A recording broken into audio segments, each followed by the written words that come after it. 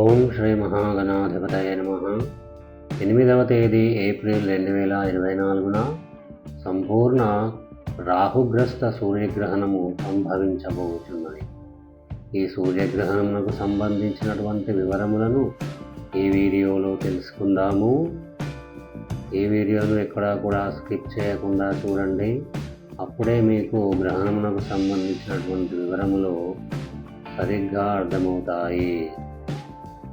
ఈ సంపూర్ణ రాహుగ్రస్త సూర్యగ్రహణము శ్రీ శోభకృత్నామ సంవత్సరము పాల్గొన మాసము బహుళ అమావాస్య తిథి సోమవారము రోజున అనగా 8వ తేదీ ఏప్రిల్ 2024న రాత్రి సమయంలో సంభవిస్తున్నది. ఈ గ్రహణము యొక్క సమయములు ఈ విధంగా ఉన్నాయి.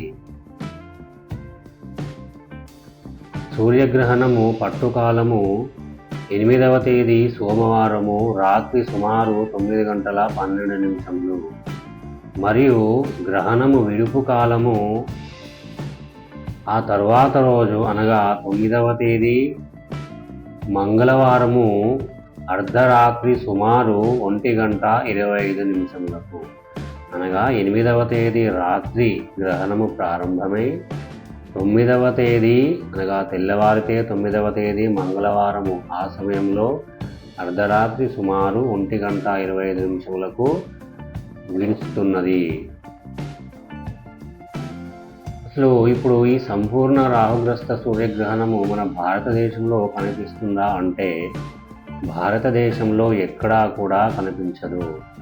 ప్రముఖ పంచాంగములలో ఈ సంపూర్ణ సూర్యగ్రహణము గురించి ఎక్కడా వివరించలేదు. భారతదేశంలో నియమాలు పాటించవలసిన అవసరం లేదు అనే ప్రముఖమైనటువంటి పంచాంగములో చెప్పి ఉన్నారు. మరి ఈ యొక్క సంపూర్ణ సూర్యగ్రహణము ఏ దేశాల్లో కనిపిస్తుంది అంటే ఈ గ్రహణము పశ్చిమ యూరప్, ఉత్తర అమెరికా, పసిఫిక్, అట్లాంటిక్, ఆర్కిటిక్ మహాసముద్రాల యందు కనిపించును. మరియు మెక్సికో, అమెరికాలోని టెక్సాస్, ఆర్మోనాస్, Missouri, Indiana, Ohio, Ontario, New York, Los Angeles, Colombia, Canada, Cook Island, Guatemala, El Salvador, Cuba, Bahamas, Bermuda, Greenland, Portugal ప్రాంతముల యందు ఈ సంపూర్ణ సూర్యగ్రహణము కనిపించును. భారతదేశంలో ఎక్కడా కూడా ఈ యొక్క సంపూర్ణ సూర్యగ్రహణము కనిపించదు. కాబట్టి భారతదేశంలో ఉన్నటువంటి వారు ఎవరు కూడా సామాన్య ప్రజలు మొదలుకొని గర్భిణీ స్త్రీల వరకు ఎవరు కూడా ఏ విధమైనటువంటి గ్రహణ నియమాలు పాటించవలసిన అవసరం లేదు. గ్రహణము మన భారతదేశంలో కనిపించినప్పుడు మాత్రమే గ్రహణ నియమాలు మనం పాటిస్తాము. కనిపించిన సమయంలో ఎలాంటి నియమాలు పాటించము.